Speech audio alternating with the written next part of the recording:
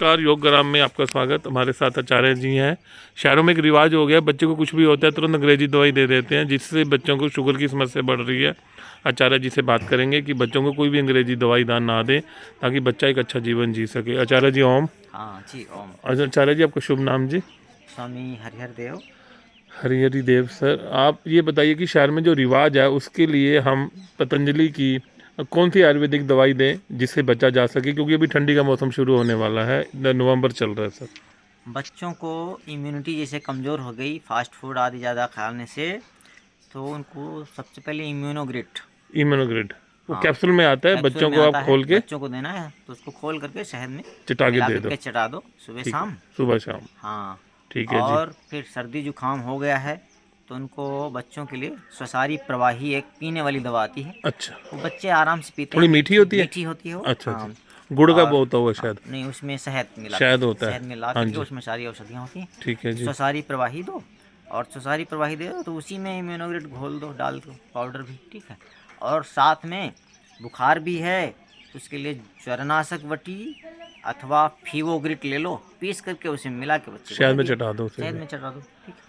तो बुखार के लिए फीवोग्रिट हो गई और ज्वरनाशक वटी हो गई। सर्दी है ज़्यादा तो तुलसी घनवटी और स्वसारी वटी आचार्य जी ये ये तो ले आपने लिया। सब बहुत अच्छा बताया। एक बच्चे ना क्या करते हैं, कुछ भी चाट लेते हैं जिससे उन्हें इन्फेक्शन हो जाती है, तो हाँ बाद में भयंकर रूप डायरिया का ले लेती है। उसे बचने के लिए क्या लें? हाँ, वो कफ कोल्ड वाला जो इन्फेक्शन है ना, हाँ जी। उसके लिए स्वसारी गोल्ड हाँ और जी, स्वसारी प्रवाही, ये आप उसको दो। ठीक है। और पेट के लिए? क्वांटिटी क्या रखनी है? हाँ, छोटे बहुत बच्चे हैं तो पीने वाली दवा 1 ढक्कन, और उसी में कैप्सूल तो 1 दे सकते हो हाँ उसको जी, एक बार में। ठीक छोटे है। बच्चे को भी, बड़ा ज़्यादा है 10 साल के ऊपर तो उसको 2 कैप्सूल ठीक देने है एक जी। बार में, अच्छा, सुबह बच्चों की शाम ना कई करके। बार फुंसियाँ निकल आती हैं और बच्चे हाँ उनको छुटाते रहते हैं, वो निशान बन जाते हैं, वो कैसे खत्म करें? दोनों चीज़ें, फोड़े फुंसियों से कैसे बचें और उनके निशानों के लिए क्या करें? कि बच्चे ना वो खुरन उखाड़ते रहते हैं, फिर वो निशान का रूप ले लेते हैं। बार बार उखाड़ने से तो हाँ जी, निशान बन जाते हैं हाँ काले। जी। तो उसके लिए तो फोड़े फुंसियों के लिए? एलोवेरा ऊपर से लगाने के लिए मैं बता रहा हूँ। पहले एलोवेरा आप लगा सकते हैं, नहीं तो एलो कांति एक नई ट्यूब आई है, ओके। आप उसको उस पर मसाज कर दें, लगा दें और 2-3 घंटे बाद धो देना, ऐसे भी वो साफ़ हो जाता है।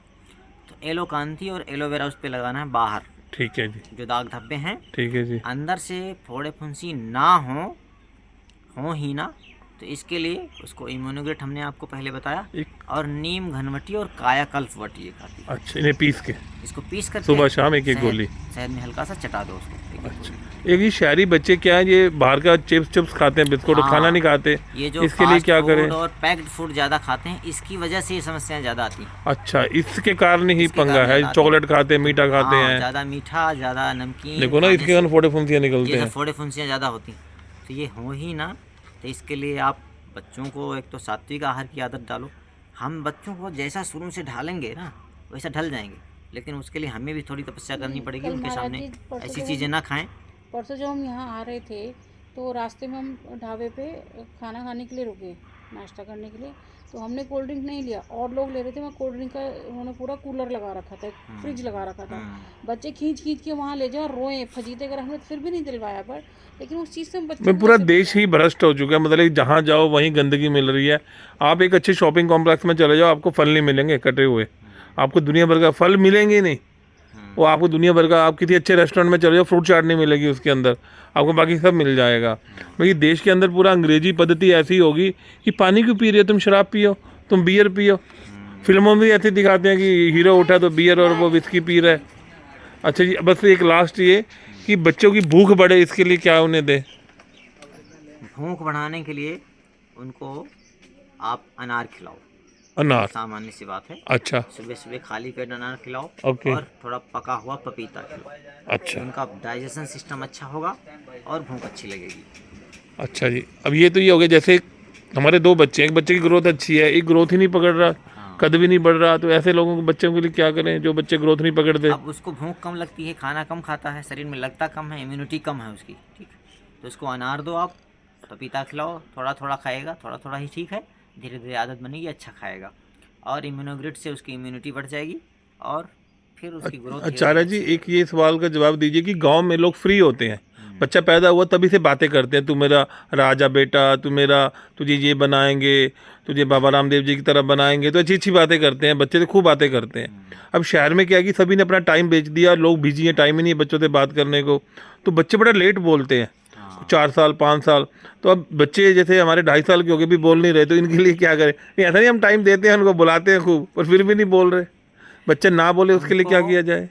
उनका टाइम मोबाइल में कम कर दो। ओके। मोबाइल और टीवी उनको दिखाओगे तो उस पर तो देख करके वो मुस्कुराएंगे, हंसेंगे, आनंद लेंगे, हाँ, बोलेंगे नहीं, हाँ। क्योंकि वहाँ किसी से बात नहीं करनी ना बिल्कुल। उसको। तो आप उनसे बातचीत करो। अच्छा, जो टीवी का टाइम है आप उनको खुद टाइम दो उतना। हाँ, उनको चीज़ें दिखाओ कि ये क्या है, अच्छा ये सेब है, ये क्या है, वो भी उत्तर देगा सेब है, हाँ सेब है, सेब है। ये वहाँ पे तो इसलिए पूछ रहा था ना, बच्चों को यहाँ ऐसे सिखाते हो। तरह तरह की वस्तुएं उसको दिखाओ, फिर उससे पूछो तो बता नहीं पाएगा, फिर पूछेगा आपसे वापस, आप उसको एक बार बताओ, 2 बार बताओ, फिर उससे पूछो तो वो उत्तर देगा बार बार करके। अच्छा, तो जैसे बोलने की वस्तुओं के नाम, अच्छा ये कौन है, ये आपकी मम्मी है, ये कौन है, भैया है, पापा है, वो कौन जा रहे हैं, चाचा है, जा ताऊ रहे हैं, है। ठीक। ओके। ऐसे रिलेशन में घर की हर एक वस्तुओं के बारे में प्रश्नोत्तरी करो, तो ओके। उसका उत्तर देते देते बच्चे बात करने लग जाएंगे। अच्छा सर, जैसे आप यहाँ पे डॉम के अंदर बच्चों को योग सिखाते हैं शाम को, तो योग सीखने की बच्चों की किस उम्र से शुरू हो जाता है बच्चों को योग सिखाएं? बच्चों को तो यदि माँ के गर्भ में है बच्चा हाँ जी। और माँ योग कर रही है हाँ जी। तो पैदा होते ही बच्चे योग करते हैं, मैंने देखा। अरे वाह, ये तो बहुत बढ़िया है जी। ऐसे कई बच्चों को मैं जानता हूँ जो पैदा होते ही 2-3 साल की योग कर रहे हैं? 2-3 साल के नहीं, 2-3 दिन का बच्चा, ठीक अच्छा, है। हाथ पैर हिला रहा है, टांगे हिला रहा है? टांगे तो सभी खिलाते हैं, लेकिन वो आसन वाला पोस्चर करके दिखा देता है, कर लेता है। अच्छा, उसके फोटोज हमको भेजे मैं कई योग लोगों की कोई एज नहीं है? ने। कोई एज नहीं, वो शुरू कर देना चाहिए। अच्छा। शुरू से ही उसकी आदत डालो, उसको अच्छा। धीरे धीरे करके ये सिखाओ। छोटा बच्चा आप लोग हाथ ऊपर कर नीचे कर, वो तो हाँ, करेगा ही, खुद करेंगे वो जब तो। आप लोग करोगे ना कि हाँ आप आगे झुके, पीछे झुके, ठीक, हाथ उठाया, अच्छा, तो वो भी कुछ कुछ करेगा देख करके। मतलब ये चलो 100% नहीं तो 20% तो करेगा ही, वो धीरे धीरे बिल्कुल। बढ़ता जाएगा। लेकिन उसको माहौल आप अकेले नहीं करवा सकते, उसके लिए आपको खुद उसके करना पड़ेगा। आसपास लोगों को करना होगा।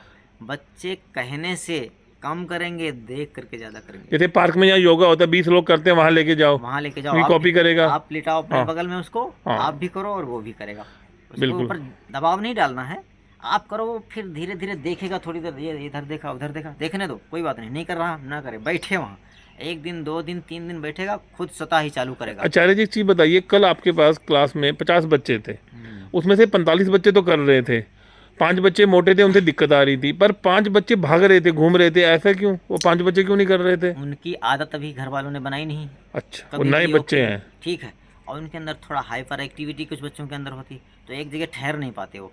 लेकिन फिर भी हमने कहा इनको यहाँ रोको, आप यहाँ रुकेंगे, थोड़ा करेंगे, थोड़ी देर भागेंगे, फिर आएंगे, थोड़ा करेंगे, धीरे धीरे उनका अभ्यास बनेगा। वो अभ्यास बनने में 10 दिन 15 दिन महीने भर भी लगेगा, तो उसमें कोई घबराना नहीं है, लगे रहो, सफलता मिल पर जाएगी। मैंने एक बात नोट की कि बचपन में अगर मोटापा है तो आप टफ योग भी कर सकते हो, पर ज़्यादा अगर शरीर टाइट हो गया फिर नहीं कर सकते। हाँ, फिर तो मुश्किल कल हो कुछ जाता मोटे बच्चे कर रहे थे, अच्छे से योगा कर रहे थे और शीर्षासन भी कर रहे थे, और आप मतलब कि मुझे नाम याद नहीं, आप काफ़ी अच्छे योगा करवा रहे थे। है। हाँ, अच्छा, एक बस लास्ट में एक समरी बता दीजिए कि बच्चों का इस कलयुग में हम लालन पालन हिंदू रीति रिवाज और सनातन धर्म के हिसाब से कैसे करें?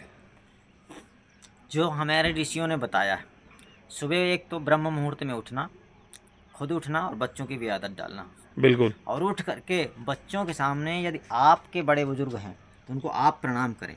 बिल्कुल। बच्चों को दिखा कि हाँ हम अपने पिताजी को प्रणाम करते हैं, पैर छूते हैं। बच्चे देखेंगे तो वो आपके पैर छूना शुरू करेंगे स्वतः ही, ठीक है। फिर उनके अंदर ये संस्कार पड़ गया कि बड़ों का सम्मान सबसे पहले करना उन्होंने शुरू कर दिया। फिर उनको आध्यात्म से जोड़ो, उनके सामने आपने स्नान किया, नहाया धोया, फिर भगवान की पूजा पाठ की, उसके बाद आपने प्रसाद लिया। बच्चे सारी चीज़ देख रहे हैं, वो फिर उनके अंदर आ जाएगी, प्रवृत्ति आ जाएगी कि हाँ पहले नहाना चाहिए, फिर भगवान जी की पूजा करनी चाहिए, भगवान जी को भोजन अर्पित करना चाहिए, फिर खाना चाहिए। और उनको कभी गड़बड़ करें तो 1-2 बार टोको भी, रोको, ऐसा नहीं करते, पहले भगवान जी को भोग लगाते हैं फिर खाते हैं, ठीक। फिर उनके अंदर वो धीरे धीरे हैबिट बन जाएगी कि फिर सुबह उठेंगे, माता पिता को प्रणाम करेंगे, भगवान को प्रणाम करेंगे, फिर नहाएंगे धोएंगे और खाना तभी वो खाएंगे भगवान जी को अर्पित करके। फिर उनका अध्यात्म भी अच्छा होगा और ये जीवन भी अच्छा हो जाएगा। एक चीज़ बताइए कि जो कौरव पांडव थे वो एक ही कुल में पैदा हुआ दुर्योधन, और एक ही कुल में पैदा हुआ अर्जुन, मैं दुर्योधन इतना पापी बना, एक ही महल में थे, एक ही जगह खाते पीते थे, और अर्जुन इतना धनुर्धारी बना, या पांचों पांडवों ने इतना नाम किया। तो ये संभव है कि एक ही घर में दो बच्चे हों, एक अच्छा हो एक बुरा हो? बिल्कुल हो सकते हैं। ये ईश्वरीय गुण है। नहीं, वो उन्हीं के संस्कार हैं, उन्हीं बच्चों के। वो पिछले जन्मों में अलग अलग रहे होंगे ना, तो पिछले जन्मों में जो उन्होंने किया है वो संस्कार उनके साथ आए हैं, अच्छा, और उसका प्रभाव निश्चित रूप से पड़ना है। दो बच्चे एक जैसे नहीं हो सकते, कहीं भी नहीं है पूरे देश दुनिया में, आज तक नहीं हुए। बड़े बड़े जैसे अंबानी उनके में फैमिली में भी कुछ लड़ाई ना- हुई, अलग अलग हुए हाँ, दोनों कुछ ना भाई। कुछ फर्क होगा। भले सारे के सारे सात्विक हो सकते हैं, लेकिन आप दोनों बच्चों को, चारों बच्चों को अपने सात्विक बना सकते हो, लेकिन उसका स्टेटस अलग अलग जरूर रहेगा। विचारधारा भी अलग अलग हाँ, रहेगी। नहीं, सारे सारे सात्विक होंगे, सारे धार्मिक भी होंगे, लेकिन किसी में धर्मनिष्ठा बहुत ज़्यादा होगी, किसी में थोड़ी कम हो सकती है। ऐसा हो सकता है, कोई मध्यम हो सकता है। लेकिन माता पिता इतना तो अवश्य ही कर सकते हैं कि उनको पथभ्रष्ट होने से रोक सकते हैं। अच्छा, मतलब कि बच्चे का, मतलब कि एक बच्चा क्रोधी स्वभाव का, गर्म स्वभाव का है, तो उसको कंट्रोल किया जा सकता है समझा बिल्कुल, के। हाँ। और ये बताया जा सकता है कि जैसे गाय पालो, कुत्ता घर में रखना पाप है, कुत्ते को बेड में सुलाना, उसके साथ खाना खाना पाप है, शराब मांस खाना पाप है, हिंदू कुल में ये सारी चीज़ें पाप है। 5 जो महापाप आते हैं उनमें सब चीज़ें आती हैं। बिल्कुल। तो बच्चों को हम ये शिक्षा दे सकते हैं हाँ, बचपन से। हाँ, हाँ, बिल्कुल। चलिए जी, बहुत बहुत शुक्रिया जी, आपने जीवन या उपयोगी बातें बताई, और इससे बच्चों पे अच्छा असर पड़े, और ऐसे ही आप ज्ञान बांटते रहे। नमस्कार। ओम। नमस्ते, नमस्ते।